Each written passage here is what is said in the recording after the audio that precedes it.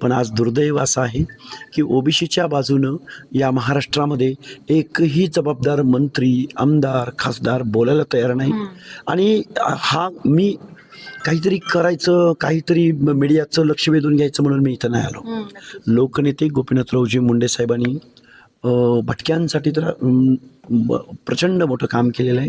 प्रचंड मोठी, प्रत्येक समुदायाला असं वाटायचं की गोपीनाथरावजी मुंडे आपले आहेत, म्हणून मी इथं आज आलेलो आहे. बघू शकता की आता 29 तारखेला जरांगे पाटील हे पुन्हा एकदा आता आंदोलन करणार आहे. तो मराठा समाजाला आरक्षणाच्या मुद्द्यावरती ते लढणार आहेत. हे बघा, मी या ऊर्जास्थळावर आलो आहे. मी खूप जबाबदारीनं बोलतो आहे. ज्या जरांगे पाटलांची मागणी, आमच्या लेकरा बाळांना, आमच्या गरिबाला आरक्षण मिळालं पाहिजे, हा विचार देशाच्या संसदेनं केला आहे. त्यांनी 103वी घटना दुरुस्ती करून गोरगरिबांच्या लेकरासाठी EWS आरक्षण 10% आणलं आहे. पण जरांगे पाटलांना ते नको आहे. परत एकनाथरावजी शिंदे मुख्यमंत्री, देवेंद्र फडणवीस उपमुख्यमंत्री आणि स्वर्गीय अजितदादा उपमुख्यमंत्री असताना 10% SCBCचं आरक्षण आणलं आहे. पण तेही त्यांना नको आहे. त्यांना पाहिजे ते सामाजिकदृष्ट्या मागासांचं, भटक्यांचं, बलुत्याचं, आलुत्याचं, कारोनारूचं जे त्यांना आरक्षण दिले त्या आरक्षणामधलं पाहिजे.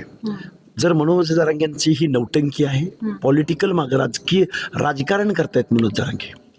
जर त्यांना लेकराबाळांच्या शिक्षणाचं आणि नोकऱ्याचं पडलं असतं तर त्यांनी EWS आणि SCBC घेतलं असतं की त्याचा कट ऑफ मेरिट लिस्ट ही OBC पेक्षा कमी आहे.